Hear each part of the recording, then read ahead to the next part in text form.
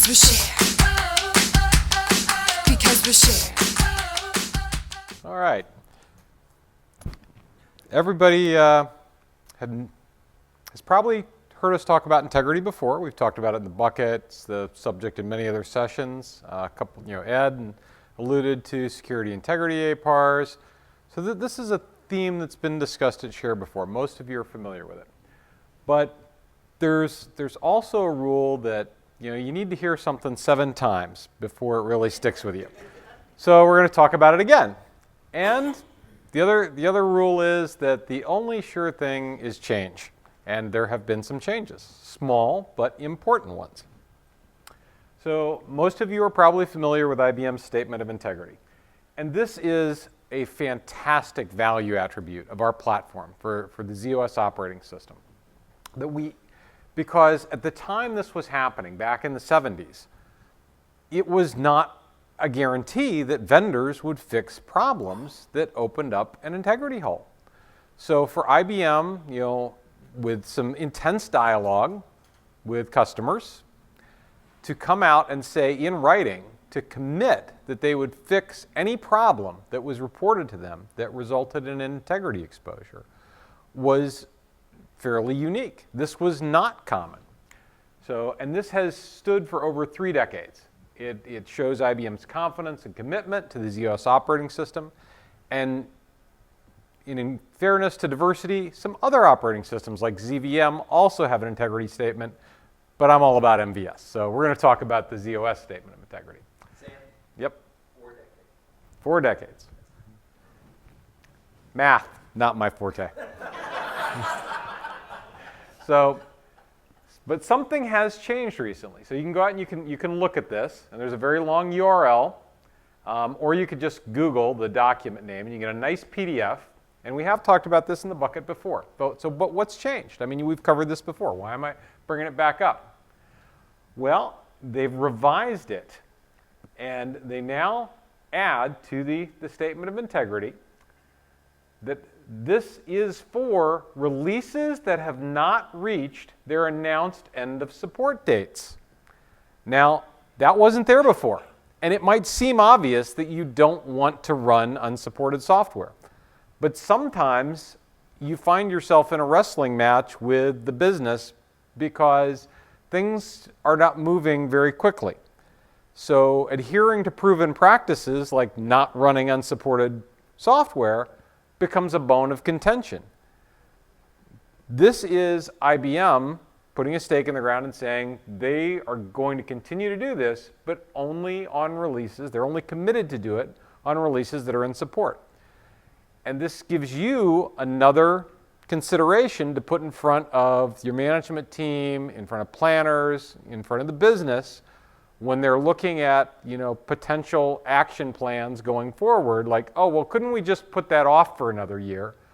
And you have to remind them that running unsupported not only is a risk, we're not going to run into any bugs because we're not going to change anything, but also means that you could be exposed to security vulnerabilities which could be used to attack the business that don't require you to make a change because the vulnerability has surfaced outside of your world but could now intrude very rudely into it, and you have no way to defend against it because you're on an unsupported release and you're not guaranteed to get a patch. So very small but very important change to the Statement of Integrity. So how can you find out? Well, you obviously can come to Share, you can see great presentations from Riaz and other people here, but there is this really nice IBM website, and as it happens, z/OS bubbles right to the top. Isn't that great? So this is the standard IBM disclaimer, but you can go to this site, you can do searches, and if you just pull it up without putting anything into the search box, it just happens that z/OS is going to be right here. And you can see that z/OS 2.1, for instance, end of support has not yet been announced. If you go back to 1.13, end of support is coming up in September 2016. And there are occasionally extensions to support the life cycle, and our IBM presenters have detailed these endlessly. Those extensions usually cost additional money, something that people would prefer to avoid. So proven practice, all things considered. Stay current, stay supported, and upgrade appropriately. So that gets you your security integrity patches as well as all the other benefits of new feature and function. So, security portal. Jeff Magdahl talked about this on Monday in the MVS project opening. And it's worth revisiting a little bit because there are still people who haven't registered for this. And we've been talking about it off and on for a few years here. IBM has really stressed the need for every customer to be signed up in the security portal because several years ago they made sort of a really frantic set of notifications to customers, personal phone calls around the holidays. Some of you may remember that. They've said, after really stressing that customers needed to be in here, they're not going to do that again. It probably caused as much trouble as prevented problems. So the key message is you want to register for the security portal because that is the means by which you as a customer can become aware of integrity APARs and security PTFs. So not only does it tell you what they are, it provides some classification information with this common vulnerability scoring system. So that lets you know how serious it is. So you can at least, again, make some sort of an educated judgment as to whether you would perhaps go outside your normal deployment cycle in getting this fix onto your systems. Because we hate to deal with exceptions. I'm deploying maintenance quarterly, I'm following RSUs. Do I really want to put these security PTFs on out of cycle? This is going to give you the guidance you need to make an educated decision. So you go there, you give your customer name, your resource link ID, and some people have observed that you really have to have your business email tied to your resource link ID, or it's very, the registration process for the security portal at least will sort of run afoul. So in the last conference, kind of a related topic, we had a keynote speaker, Phil Young. At the time it was from Visa, now he's with Wells Fargo. He has for several years been a very loud and thoughtful voice, sometimes slightly provocative, around security integrity topics for the platform. And essentially has raised the issue that the mainframe is not protected by a magic bubble or fairy dust. It requires proven security practices, not only by IBM, but by customers, appropriate configuration, and that in fact things which occur on every other computing platform like zero-day exploits, where hackers, security researchers, be they white hats or bad guys, black hats, discover a potential exposure, a vulnerability that allows them to escalate privilege and build exploit code for it. These things exist for the mainframe. So 0 days exist for the mainframe. You can have exposures for which you do not yet have a fix.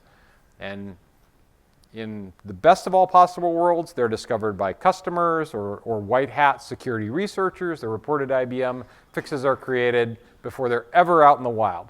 But there have been cases in the real world, and Phil talked about this at Share in Seattle, where adversarial individuals who were attacking a particular enterprise created 0-day exploits and used them before they were ever known and before any fix was created or available. They were only patched after the fact. So Phil has been busy. He was not here at Share this week. There's a good chance he's going to be back in San Antonio. He has a great blog. I realize that Tumblr may not be accessible from some of your corporate desktops owing to sort of net nanny software, but nonetheless, that's where his blog is, and it's pretty good. He posts a lot of interesting security-related notes there, things that he's doing, things that other people are doing. And this is a growing community, and it's a community that's growing not in the way that it used to grow, where it was very closed and things were only discussed in private and back hallways and private meetings, but in the same culture that is going on in open systems and really the rest of enterprise computing, which is things are discussed out in the open. They may be reported to a vendor, but if the vendor doesn't respond in a timely fashion, researchers feel no hesitation about doing full disclosure to the world globally through the internet, through mailing lists.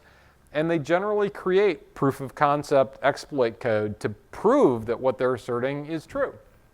So Phil and one of his a fellow researcher were speaking at DEF CON in Las Vegas this week. Go figure. He wanted to be in Las Vegas talking at a security conference with a bunch of hackers, you know, as opposed to hanging out at Share in Florida. I can't imagine why he did that. But really cool thing about DEF CON, and there is some good material here, not just related to mainframes, but in security research in general.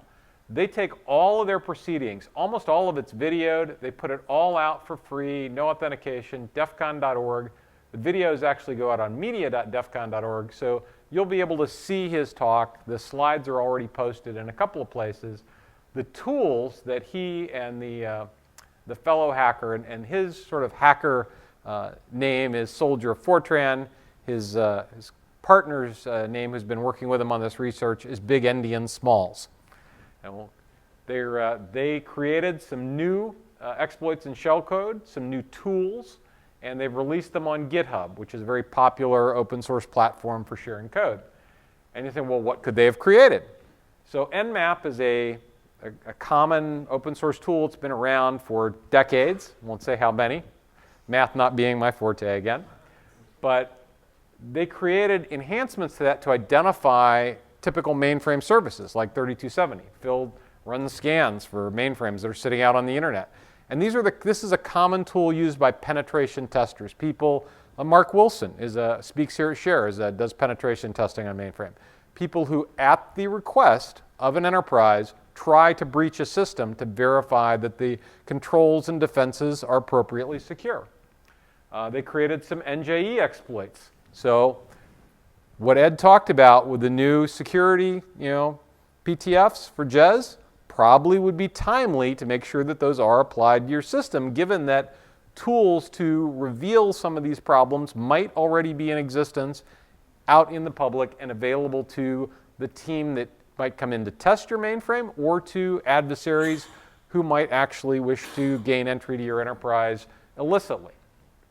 They created a TN3270 server that could be used as a honeypot for people who thought they were logging on to an actual system or to effect a man-in-the-middle attack where you could create code that someone thought they were logging on to their corporate TN3270. It was just capturing their credentials and then passing them on and logging them on to their real server.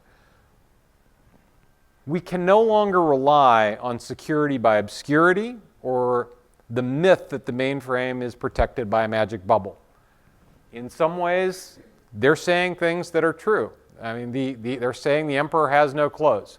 We have the most robust, securable platform available, but if we don't choose to follow good practices as far as security patches and configuration, we are naked, and they are completely justified in pointing to us and saying that, we don't have this magical suit of armor.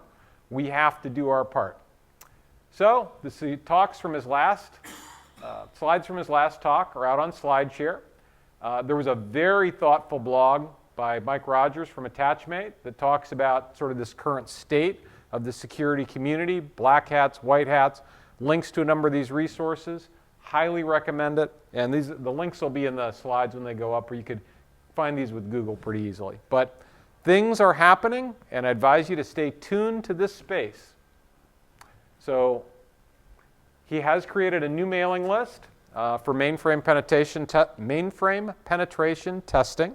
And if you're interested in that topic, whether it's your particular wheelhouse at work or you know people who are, you can zone in on it.